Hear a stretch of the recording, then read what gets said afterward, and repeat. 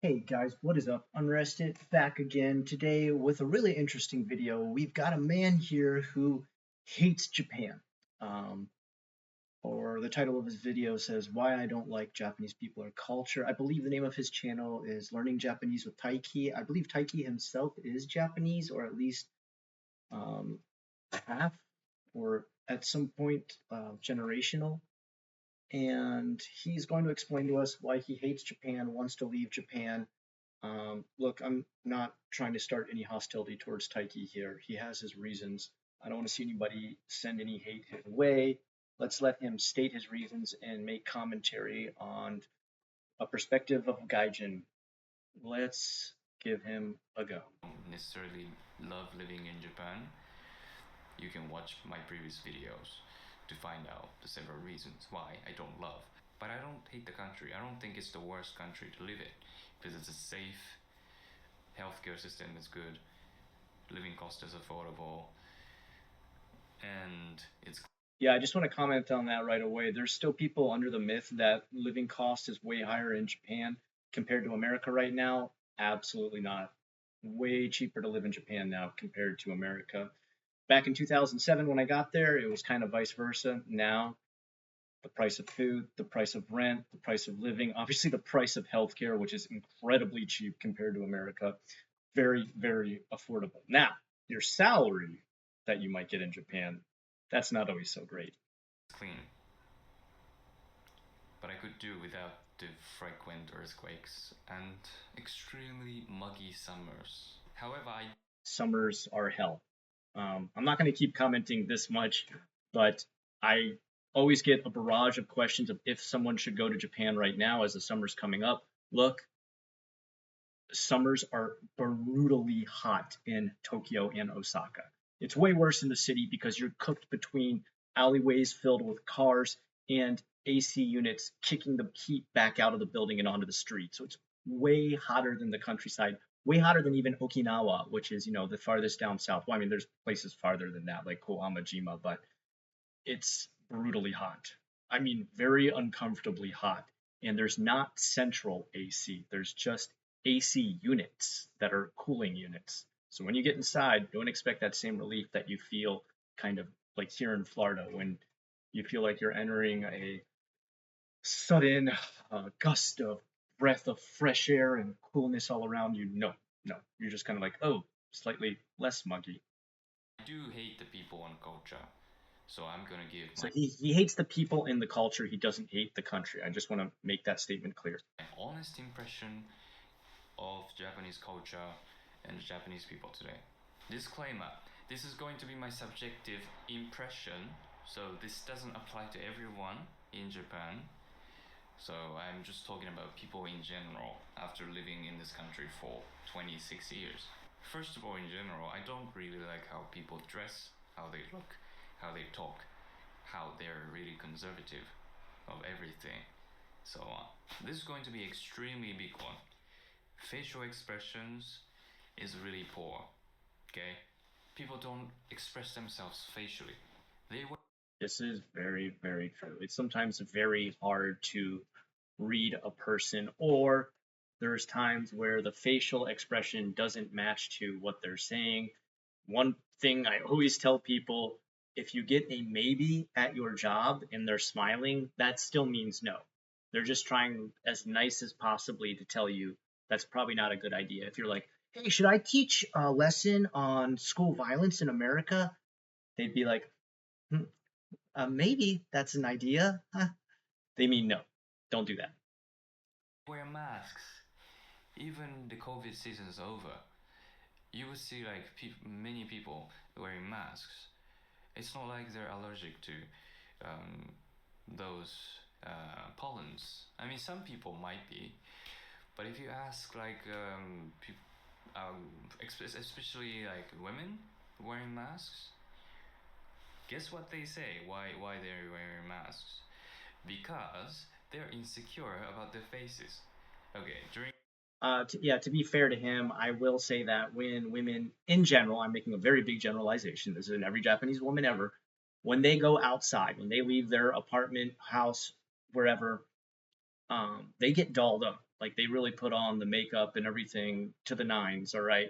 It's not like 24/7 Walmart people here in America.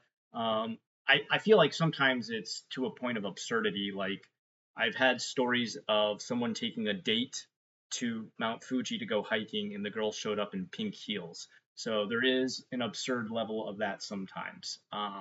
And one reason girls I've heard put on the mask is they just don't feel like they want to get all the makeup put on and everything like that. I can't really blame them for that. I feel like they should feel more comfortable just going out in sweats, flip flops, Crocs, baggy t-shirt. You see that sometimes like really late at night when there's like these quick trips to the conveni and stuff like that. But yeah, a lot of girls feel pressure to get really dolled up. During COVID, we have a shutdown, we have quarantine. Everyone was like kind of forced to wear masks, right? So some of them just start working in a company during the COVID season, and they were wearing masks all the time. And now COVID is over, you can actually take off the masks. But what they do is they keep their own masks because they don't want the other people or the colleagues who only know their faces with the masks on be seen. They don't want to show their face because they're so afraid, they're so insecure about their faces. I'm like, who cares about your freaking face? Nobody. I never dealt with this on this level in any job that I've worked with Japanese people. I do feel like he is completely correct about this. People are a lot more private in Japan, and that can go as far as not wanting to show their full face. For example, the equivalent to like Facebook in Japan, not so popular anymore, but used to be called Mixi. And Mixi people just don't use profile photos. They would just put an anime avatar, just like maybe a symbol or something like that. And even on Facebook, if you find Japanese friends are on there, you may find, for the most part, I'd say like probably around 70 to 80% of them don't use an actual picture of their face. So the wearing masks things, I see that kind of seeping into everyday public life.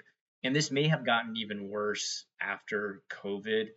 I will say I was running my own company at this point, so I didn't work with multiple workplaces and get to interact as much with Japanese employees like I did in the past when I first got to Japan.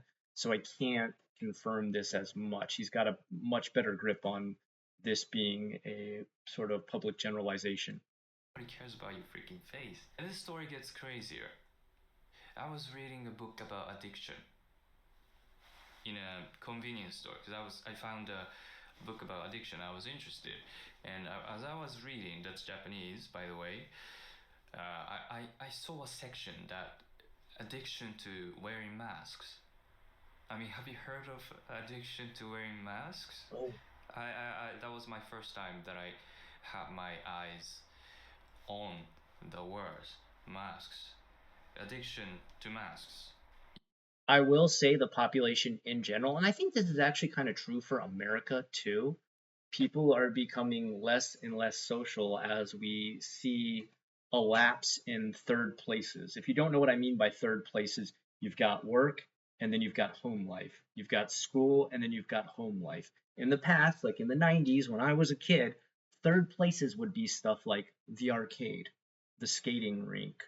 When you get older, things like pool halls, billiards, bars, dance clubs, these are becoming less and less popular with the newest generation. I'd say Japan still has a lot more of these third places than America does. For example, arcades are still alive and doing well. Metal games, which if you don't know what I mean by metal games, it's like those coin games where you're pushing the coins in different ways and shooting them. And pachinko, which is gambling, not really the healthiest of third places.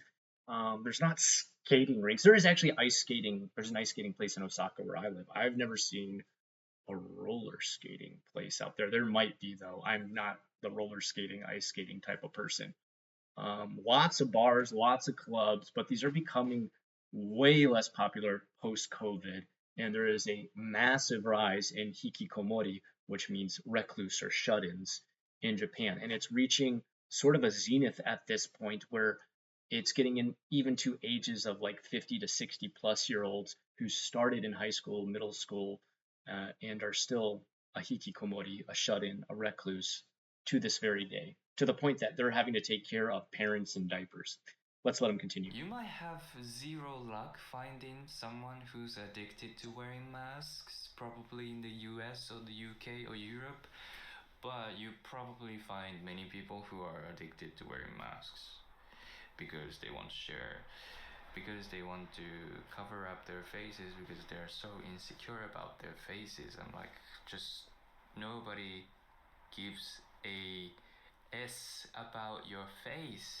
I will say, in general, Japanese people do tend to be way, way more humble, even to a point of self-deprecation of their own looks. I have met very handsome Japanese men, very beautiful Japanese women who think the worst of themselves as far as aesthetics are concerned.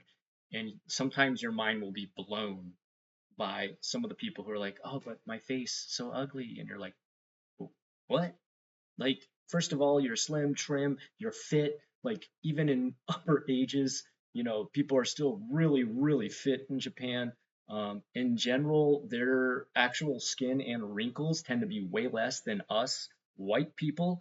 White people tend to have thinner skin, and this is actual clinical science. I'm not just being sarcastic or anything like this.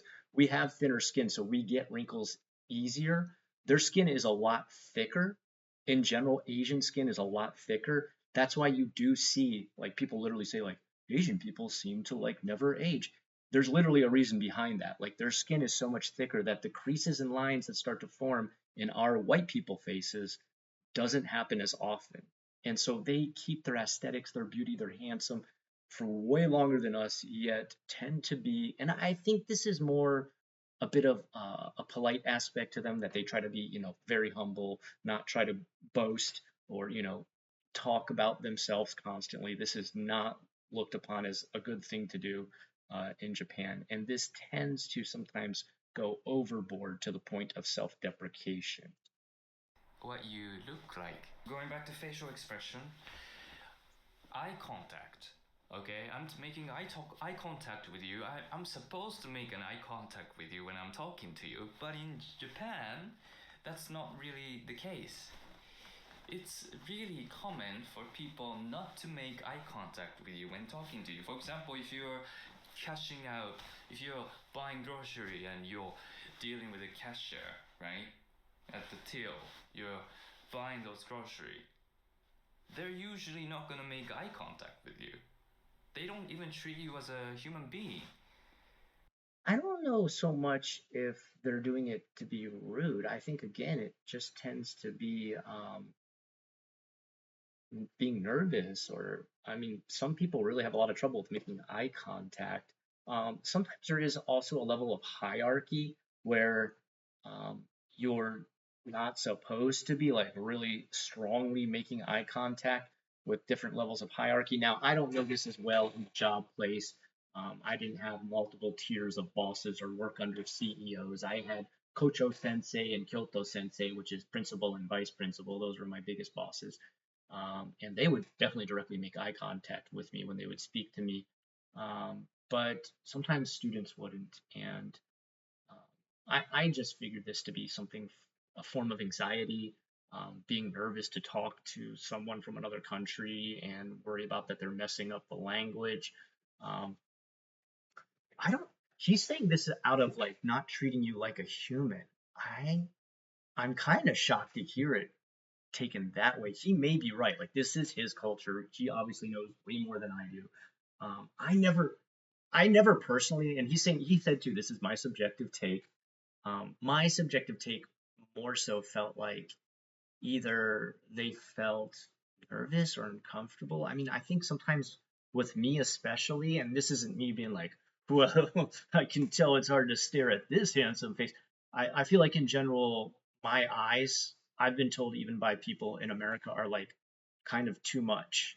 And especially in Japan, um, like bright blue eyes staring back at you can kind of be like a little bit too much. Like, they don't want to seem like they're staring out of like, oh wow, crazy blue eyes, or oh my gosh, I've never seen blue eyes before. So I feel like they're kind of like they don't know what to do. They look down, look up, like don't talk to me directly. 'Cause I don't know. Maybe I'm totally wrong in saying this, but even me talking to other people who have striking blue eyes, it makes me somewhat uncomfortable because of how intense their face-to-face eye contact can be. It just feels like more intense. And maybe that's just me. Guys, correct me if I'm totally wrong. If you feel like, what are you talking about? People with blue eyes do not bother me whatsoever. I don't know though, but I have seen things too where like I feel like sometimes Japanese eyes are super beautiful when they're very, very deep, rich brown, and the pupil almost blends into the iris, and they seem to have this very almost glowing center eye ring where it illuminates in a certain way where it makes them look very big and just kind of like really beautiful depending on how they've done like their lashes or their makeup or so I can consider like the brown eyes to be beautiful as well. But maybe that's a really gaijin take. right? If you talk to like service people at the reception, they don't even look up to you like this, and they okay, your room is like upstairs or something. They just they just keep glancing down at the. He's totally right about this. This is totally true. They will keep glancing down at data and information and just feed it to you almost like robotically. Desk, and they just sort of say, okay, room 102 or something, you know, without even looking up to you. It's like that's how. His line there, I think it got kind of cut off from how I have the videos. It says, "And they wear a mask, which makes it even worse." Yeah, I mean, he's definitely not wrong about that. You do feel a bigger disconnect if they won't make eye contact with you, and they also are wearing a mask which hides their facial expression. Okay, some people make eye contact, yes, but like I've experienced like not being paid attention to or not being treated as a human being because they don't make eye contact with me. I take dance lessons, okay, and I missed a class so I could do the substitute lesson with another dance teacher. So I went to a dance lesson in a different location with a different teacher. The first time meeting her, she didn't even look up. I said, okay, I am Taiki, who is participating in the dance class today. I was introducing myself, like trying to look at her in the eyes. She didn't even look. Okay, imagine you are me and I am her, right? She's like, okay, nice to meet you. They don't even, she didn't look at me. Maybe, and look, Taiki, don't take this personally. I have found people like yourself, like, and like I don't know, maybe this is like kind of a compliment. Maybe people don't like this. You definitely have a lot of Western influence because you've learned to speak English. You've definitely been influenced by Western culture, Western movies, Western input from a lot of stuff. And I tend to find Japanese people who do get a lot more Western influence tend to be more straightforward, more strongly spoken, more opinionated, more making eye contact, kind of like a stronger will, an individualistic sort of personality that tends to pop up in the West more. My wife is definitely like this. Like she said that when she would try to date Japanese men before she dated me, that a lot of them couldn't take like how intense she was as an individual and a personality. And to me, she just felt like, oh, I don't feel like you're over the top or anything like that. You just feel like a normal everyday girl to me. I love your personality. Um, and she said that was a kind of a big turnoff. And she was obviously influenced by the West. She lived in America for 8 months before she met me. She had dated other Westerners and stuff. And other people I've met, like her friends who also have kind of the same background, they find the same thing where like their opinion comes across as too strong or, and we do this too, like when we're in the workplace, sometimes if we see something that's inefficient or going wrong, just thinking that we're helping, we'll bring it up. We'll be like, well, you see, one problem I see with how things are going is you guys are doing this and this, and it would actually flow smoother if you did this. And everyone's just going, oh my, no, don't, it's not your place to step up. You're not like the team leader here. You're not, Kocho sensei or Kyoto sensei, like I said. you're just a silly gaijin who's hired for an outside source to speak a couple English words here and there. Stop, stop, stop, stop what you're doing. Um, and really, I mean, it's not your place to do that. Like, you don't run the company. You're not there to make the company more efficient. You're there as a cog in the machine. Um, and oftentimes, even though you thought you speaking up and making your opinion known was to help the team, you've kind of disrupted things, and people are like, ooh, ooh, ooh, what are you doing? Stop, stop, stop, stop, stop, stop. You'll start to learn to just kind of keep your opinion to yourself, knowing that like the way things function at this company will always function this way. Before you got here, they did. After you leave, they will. They will never consider your opinion. um, Japan, very, very traditional. Sometimes living in the past and the future at the same time. Sometimes very stubborn with how things run. In the eyes, like the whole time. She didn't even freaking smile. And like that's heartbreaking for most people, I think. Also, if you're like a calm person or like down to earth communication is seen as, I don't know, boring. I mean, in English, it's common to be calm, right? It's common to be okay. So this is what I want to do, and I want to do this. So like, are you in or something? I don't know. Whatever you, whenever you talk, it's kind of one I'm, of I'm kind of wondering, like, I'm wondering if he's saying that there's the type of personality, like, I think most Japanese people talk really calm. If anything, they're way more calm than us excitable Westerners. But what he may be referring to, there is a sort of type of cho kawaii, like みんな、こんにちは。本当に嬉しい。今日は素晴らしいの日です。Like, and you're just like, yo, just like, relax. Like, it's not that great of a day. Chill out, chill out. Maybe that's what he's speaking of. He's comparing that, like, overly sort of fake Genki. And when I say Genki, I mean, like, healthy, happy, well going, overly boosted personality, which I don't think it's always fake. I think some people really do have a brighter shine on the day, but maybe he's saying like that's not as normal as just being a calm everyday speaker. Let's see. Maybe he'll expand on this. like down to earth, right? But in Japanese culture, you kind of have to be really excited or something. Okay, that's what he It's means. like, oh my god, that's so cool! Like, oh my god, sugoi or something, like this. All right, yeah. I mean, he's right. He's right. This is more. I'd say this is more feminine. You don't see this quite as much with men, um, but this, as a girl, like as a feminine side of the culture, as a female, um, it is seen as more attractive. And when I say attractive, I don't mean like physically attractive. Like it could bend into that realm, but I mean to be more attractive to like getting hired, to being part of a job, to being part of a team, to being part of a friendship group, a clique, whatever it may be, you need to be Genki. I remember, I mean, when I say Genki, you're going to hear this word a lot when you go to Japan. Genki. It means like to be like happy and like a boosted personality that's super excited, like he was just talking about.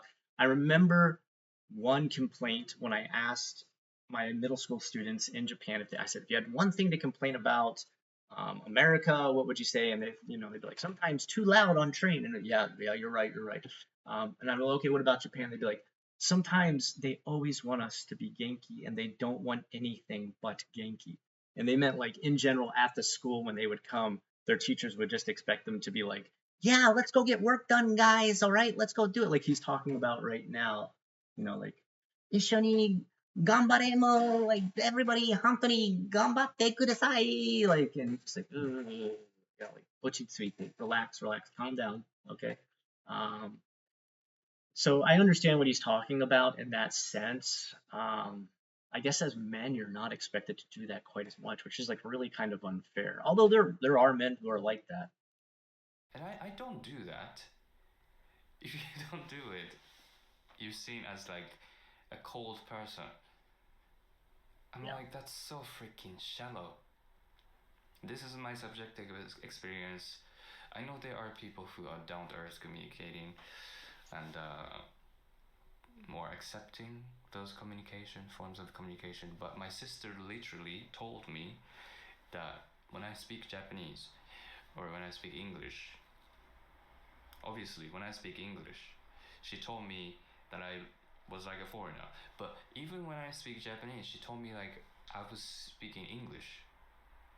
She told me that I sound like I'm speaking English. This is what I'm talking about. Like he's had a certain influence that's even made kind of his iambic pentameter, his pace, his rhythm, his cadence, even in how he talks to be more Western, where it's like slow, relaxed, chilled, not getting overly excited, but not too excited for things. Um, trying to like kind of play it cool and calm. Not saying us foreigners, we're so cool and calm. We, if anything, we're the loudest assholes in the room. Um, but I think that's what he's referring to is that even the cadence of his talk in Japanese, which is a very, very different like beat pattern if you start to follow it, really shows up to the point that even his sister notices, which is kind of really interesting. English. I'm like, oh, what does that mean? But she was like, oh, because you're speaking like in a down to earth way, like really calmly. I'm like, I don't know how to speak in any other way because I'm a down to earth person. What are you talking about? Yeah. Do I have to fake my personality when I speak? So, yeah. And I heard people saying non Japanese people um, seem really scary because the way they talk is like calm, you know? So some people find me scary too because a lot of people tell me that I talk like a Westerner, even in Japanese. So Okay. I just don't like. My wife too gets the same thing that like people say like, well, why do you talk like a Westerner? It's just that's what she's used to. I think, and I had students who would tell me this, both men and women. They'd be like, I take English because it gives me a chance to express myself stronger and better because the English language lets me do that. In Japanese, I can never quite express myself strong enough. And sometimes people say, because of these lessons, I express myself too much in a Western way while speaking Japanese. I had a lot of women tell me that who took the jobs, a lot of obachan, which would be like 40-plus-year-old women. They really started to notice this and would say this. They're some of the best students, though, man. Like, they're they're the ones that were always like the most willing to like make mistakes to learn and experiment with new vocabulary. So some of my most favorite students. Like not being able to be myself when I talk. Thank you very much. Also, as I was reading Daring Greatly by Brené Brown, which I highly recommend, she talks about shame in that book. Now, shame she defines as a intense, painful feeling that stems from when we think that we are flawed, therefore unworthy of love or belonging. It's like saying when you make a mistake, you're worthless or bad, and you feel that feeling and you define it as a shame. In that book, she shares a story about sending an aggressive message to someone, and she was filled with shame. And she shares her feelings with her husband and friend, and they're both compassionate to her. And when I think about it, very few people in Japan would actually be compassionate. Probably that's an Asian thing. Because we have a culture to shame people, attack people when they make a mistake. Even when they admit that they.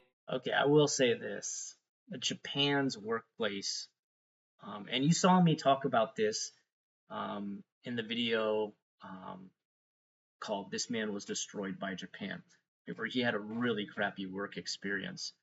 And I will continue to say this, all right? As hard as the American workplace can be, and it's not easy. I'm not saying like, oh, America, we got it so easy, man. Um, there's a lot more benefits actually working in Japan. I mean, you get better health care. You know, You get lifetime employment. There's still pensions out there. But one thing that is awful is I feel like you are definitely reprimanded publicly sometimes and shamed for messing up. And you are, I don't think I ever had a time, maybe I had one boss. Um, he was kind of so, but you almost never get told, man, great job. Like, I really appreciate what you did today. This was some like great hard work. The only time you'll get talked to is when they have to point out something negative.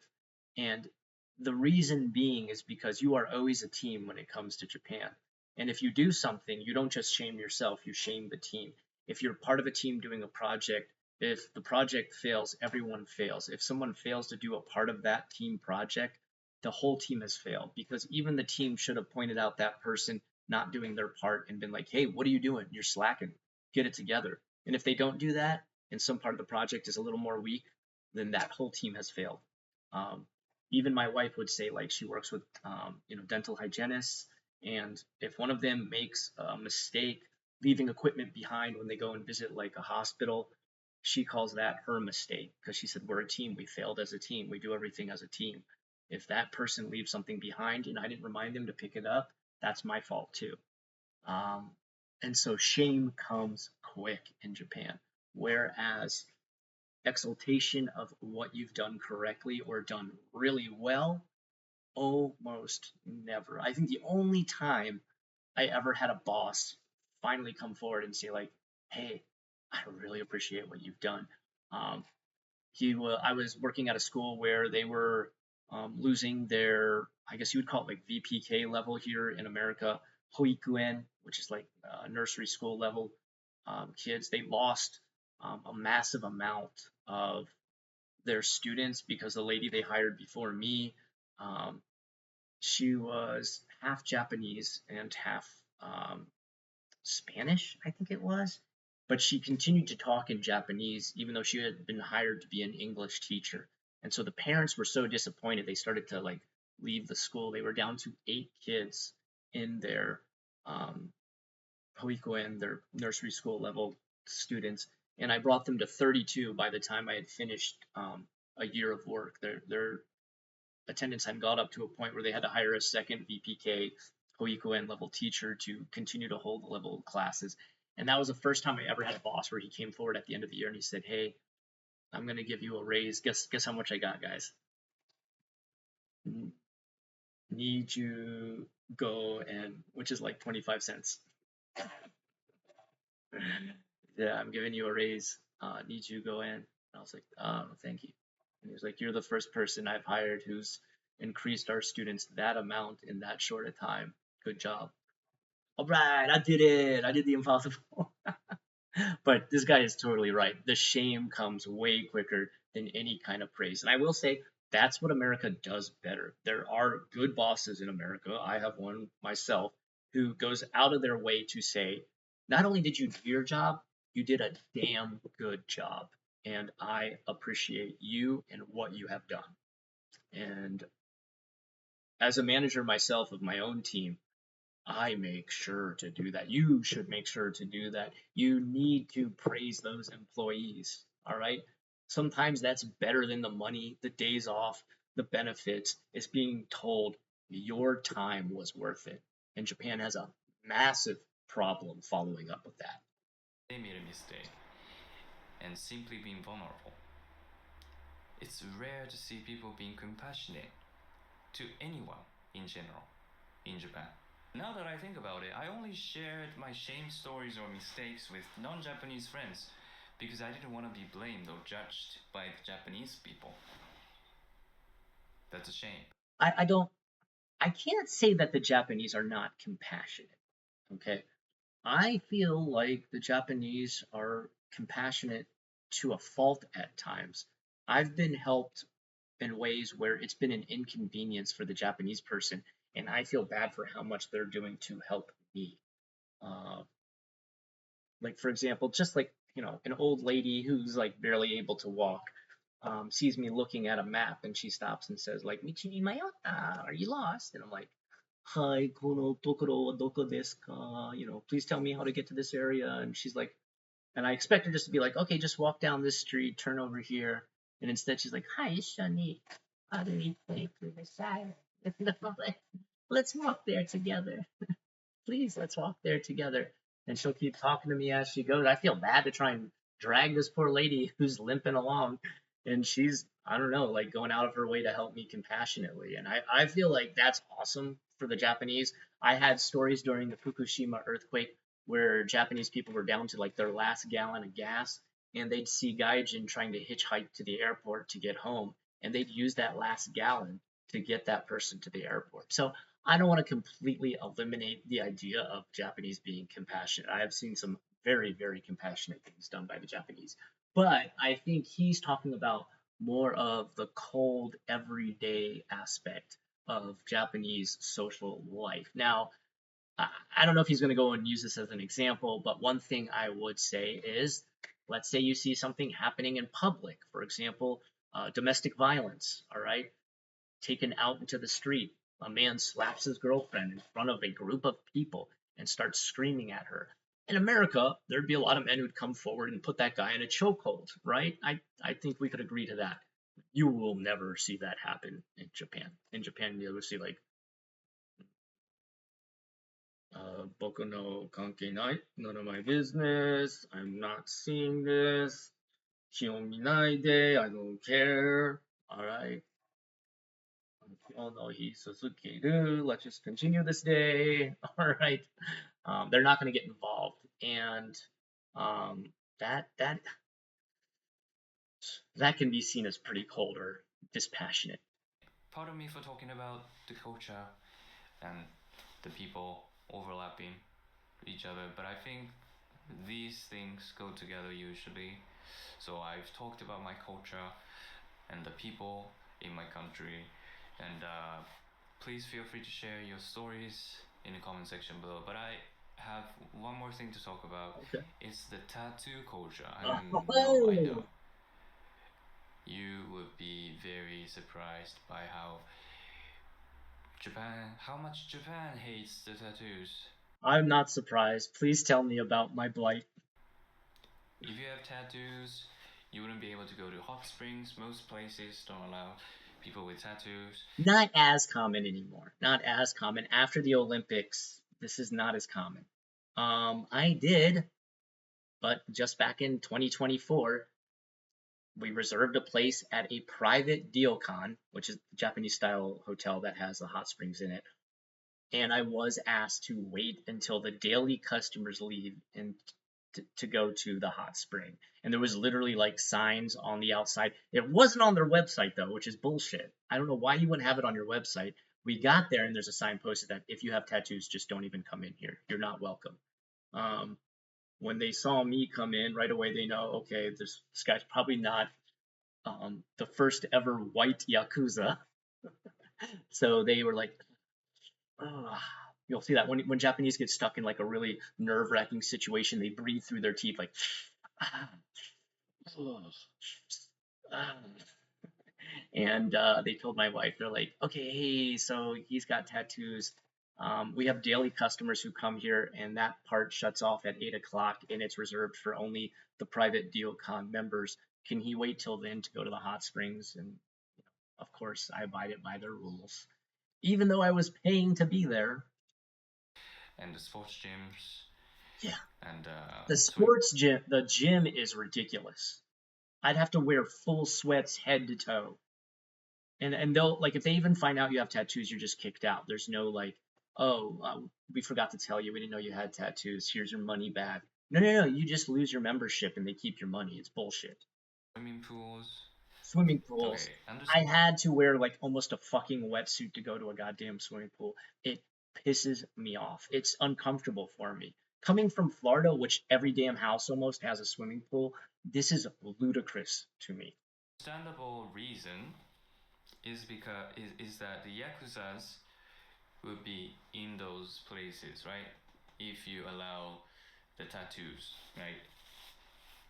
It's not like people with tattoos are thought as yakuzas, but it's because the yakuza would use those hot springs and sports gyms and that would scare people away, and that would therefore decrease the income of those facilities. That's understandable, but I had a student, right, from Australia, okay, and he lives in Japan now, and he wanted to have a membership of a sports gym, right?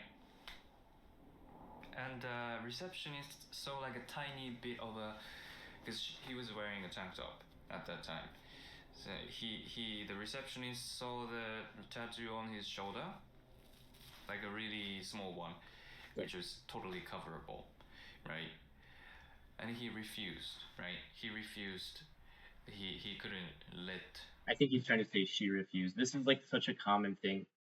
My wife still does this to today. Like they switch he and she all the time. Michael Jackson died, I remember, and I was like, man, I can't believe Michael Jackson died. And my wife was like, yeah, she was a really great singer. And I'm like, wait, are we talking about the same person? Like, how do you mess that up? How do you mess that up? Stop. I've seen Japanese people, even like really good English speakers like this guy, they constantly switch he and she. The Australian student in because of the tattoo. Okay, but the Australian friend, that's my mate, said, okay, I'll cover it up. Okay, that's fine. But the If I but cover it the up, like I patch it up, that'll be fine, but right? the But the receptionist still refused. It's like I saw the tattoo, so I can't. I mean, if you could cover it. To give you an idea, he's not exaggerating at all.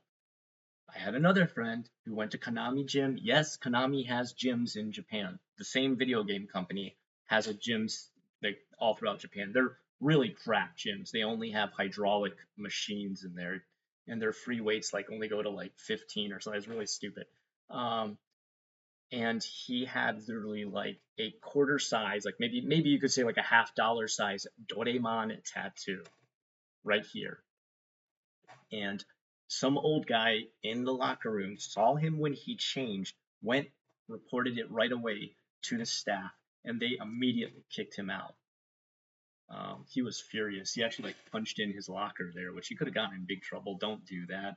That's ridiculous. But um, he was like, "All right, better get my money's worth," and he just punched the crap out of his locker. Now he was like 6'4", so probably everyone was just like, "All right, let's let him punch a locker and then he can leave." He was pissed. He lost like I think he had already spent like $700 on that gym because guess what? Gyms are pretty expensive. It's like $100 a month for a lot of gyms. Well, I shouldn't say every gym. That's the city. All right, that's absolute urban center. Same with Tokyo. You're looking at like $100 a month for some of the better gyms. Although I think Konami sucks. It up. It would, everyone would think that's just an injury, right, or something. Nope. And But the if you could cover it, I don't think that would be a problem because it wouldn't nobody be. would know that's a tattoo. Yeah.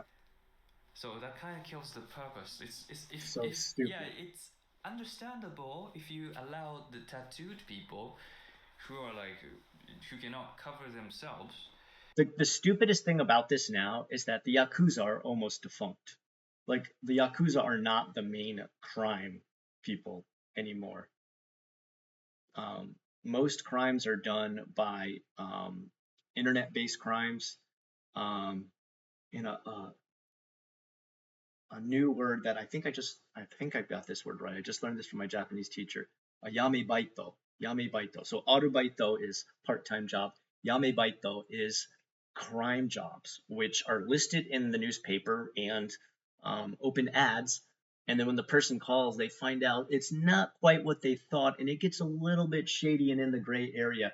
And people will hire a secondary party to take care of like one part of a crime for them and carry out that crime from hiring this person to do this little tiny part, this person to do this tiny part. And each part's just a little bit in the gray area and they get a whole crime done. That's how a lot of crimes are done these days in Japan. I know it sounds wild, but that's the most common thing. The Yakuza in general never learned how to use computers. They're a bunch of very old men now. And that entire side of crime is dying out. Where I lived in Osaka, it was the Yamaguchi Gumi clan was the biggest one. Well, I shouldn't say clan because that's already clan. That's the Yamaguchi clan. Um, and they splintered into 10 different clans after that because they couldn't get along anymore. They all weren't making any money. So they got pissed off at each other and blamed each other for that. Split into 10 different subunits. Those units split into 5 separate ones each. And they're like each down to like just a couple members left that are dying off daily. And so in general, the Yakuza are not known as big crime figures anymore. So the fact that people still illustrate crime being a token of having tattoos is ludicrous. It's ridiculous. It's like a really old timey belief. But remember what I said, Japan constantly lives in the past. Like they constantly stick to a tradition that's in their mind. They're like, this is the way it is. And it's very hard for them to break that tradition, for them to move on, even if it's more efficient, even if it will gain them money. Saying, wait, this white guy, probably not a Yakuza since the Yakuza have never had a white guy, right? Probably we could just make the $100 a month from this guy being part of the gym. But wait, we've got this ridiculous Yakuza based section that says people with tattoos, dame da yo. And they won't accept it. And they'll literally lose money over this. I have a friend right now who's working in the tech industry in Japan for a sister company of a Western corp that has a unit in Japan, and he has constant stories of things that need to progress at the company for them to make more money, and they just refuse because tradition, because being stubborn. This is a big problem for the dip in the economy in Japan, for how the economy is like on a constant downward spiral. Just a small, tiny thing that this guy's saying here. These are little tiny death by 1,000 paper cuts that are happening to the economy. Because Yakuza usually have like lots of Yeah, tattoos like all over their bodies. yeah, Yeah, that, if you prohibit those people from going to those gyms, that's understandable, yes, because then otherwise that would attract the Yakuzas. But if that's coverable, I don't see a problem of letting him in, yeah. letting him join. Not to mention the actual Yakuza tattoos, if anybody knows anything about them, they would never have stuff like, I've got zombies on my arm. No Yakuza has zombies on their arm. It's almost always the koi becoming the dragon, the journey of a young man into a hard, gristled man. Um, that's the story of the koi to the dragon. That's why it still has the same whiskers that the koi has at the bottom and the dragon has at the top. These then go into like usually a swirl somewhere on the chest or the back somewhere. That is their clan symbol, their family symbol, and then maybe even more different displays of like, tiger fighting dragon, etc., etc. They're really, really traditional Japanese tattoos. Irezumi and teibori, which the word teibori it means to tattoo the skin by using hand only, which is the actual tapping of the bone based needle that breaks much farther below the subcutaneous layer and actually tattoos the skin very differently. Highly contagious with hepatitis C. Tons of yakuza have it because of this form of tattooing. Completely different from machine tattooing that's done in traditional, stylized, and personal, emotional, attached symbolism in Western style tattooing. So it's so ridiculous to link the two together. Yet it never changes. The rule never changes because tradition. And the receptionist, to me, doesn't really make sense because that's not going to be a problem. It's not like the sports gym is letting everyone with tattoos in. It's like, okay, I saw the tattoo. Now you cannot. I mean, he could have made some suggestions. Okay, if you cover it up, it's fine. But it's like it seemed like his aversion to tattoos in general. He, the Australian student isn't obviously a yakuza, right? Everyone knows that. Yeah. But seems like the receptionist just assumed that the Australian mate is like a bad person or yakuza Mm-hmm. or something. It's not true. It's just a normal thing for Western culture, Yes. Western people to do, to have tattoos. So he was resented. Yeah, I felt resentful too, although it didn't happen to me. But I just thought that was so inflexible of him to say such things, deny his entry just She denied his entry. because he had a small tattoo, which he could Yeah. clearly cover it up. Yeah. You know what I mean? Am I the only one who's like really No, no, dude, you're making total sense, bro. Taiki, I am right there with you, my friend. upset because of this? Please let me know your thoughts in the comment section below. If you live in Japan, you might felt these things that I've Oh yeah. mentioned in this Oh video. yeah. If you're living outside of Japan, these are the honest impression of this country and the culture and the people. This mainly culture and people. These are so annoying for me. はい Anyway, わかった大気、本当にめんどくさいと思う。同じと思う大気や。わかるわかる。thank you so much for watching. If you liked it, please give it a thumbs up. If you haven't subscribed to my channel, if you don't want to miss out my content, please subscribe to my channel and hit the bell notification so you won't miss. Alright, guys, go check out Taiki. Taiki, ありがとうございました。本当に素晴らしい video. Yeah, his video is great, man. He kind of really nails it. So it really isn't like a severe hate for Japanese people. I think what he has is a severe annoyance with a lot of the traditions that refuse to change that kind of bring Japan down. It was literally bad enough with the whole tattoo situation that there was a story once of a Maori woman who was refused entry into a hot springs that she paid for to stay at the hotel.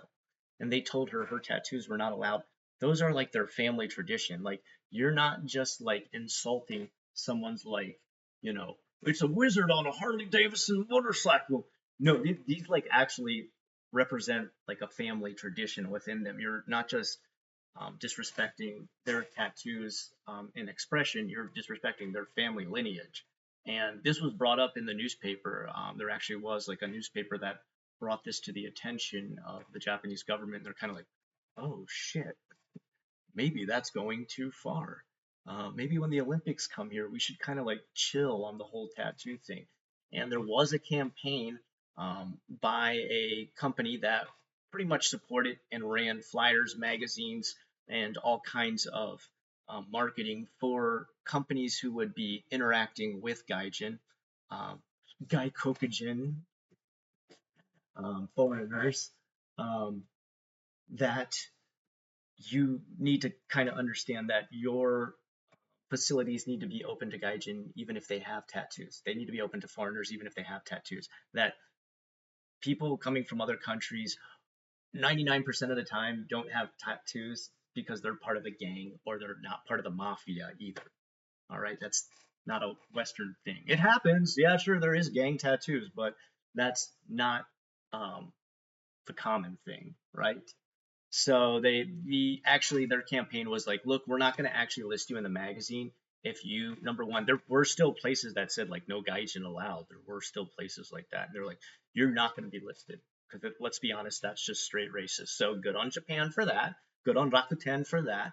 But they even went a step farther and said, and look, like if you tell people they can't have entry into your place because you're banning tattoos, you're not going to be part of our advertisements either. So I have seen some slight changes like that when a company is at least smart enough to be like, no entry, no money. Uh-oh. Marui da yo dame. They finally realized like, okane ga daisuki. I love money more than I love to be stuck in tradition. Okay. And that's good to see, you know, some movement, but it's still very, very slow. And he's totally right about this, and he's frustrated by this.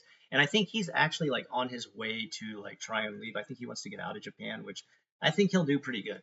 He probably has like the really hard work ethic of a Japanese person, but wants to live in the Western style way. Which, man, if you ever see Japanese people come over into an industry in another country and they get to live as free as some of our Western counterparts and express themselves as much as they want to, they will still work hard as hell because they come with a brutally strong work ethic from the day that they started school on up to the point that they become a mini salaryman, and they'll dominate your job, whatever you see them come into. So be very aware. This guy like Taiki, he's gonna come in, he's gonna take your job, he's gonna take your girl, everything. All right. Taiki, great video. I love it. I don't really think it's as aggressive as I thought it was with the title like I hate Japan. I think you got a little bit of that Western has rubbed off on you, so you're opinionated. 本当に強い意見がある. All right. And I respect you for that. It is hard to live the way you live, Taiki, in Japan as an outspoken Japanese person. So good on you, man. And thank you for sharing your opinion with us here. Guys, if you like what you saw here today, my channel is known for being JFAQ, Japan's frequently asked questions you may have about moving, living, or working in Japan. Leave any of those in the comments down below, and your comment may become a future video. You're wondering why I'm wearing a bandana today? That's because later tonight, I'm going to be trying my first time on VR. And I've noticed if I don't get my hair back some way, it starts to cover my eyes as I put on that VR headset. That's not good. So if you want to join me tonight, I'll be streaming. I think I'll be playing some Phasmophobia with fellow viewers and scaring myself silly. Love to do that with you guys. Love to have late night streams with you all throughout this weekend. And summer's coming soon, so I'll be in Japan soon as well. If you want to hang out while I'm there, let me know. I'll be out in the Osaka area, so give me a buzz, leave me a DM, send me an email at theofficialunrested@gmail.com. Until next time, I hope you have a great rest of the day, and I will talk to you again soon.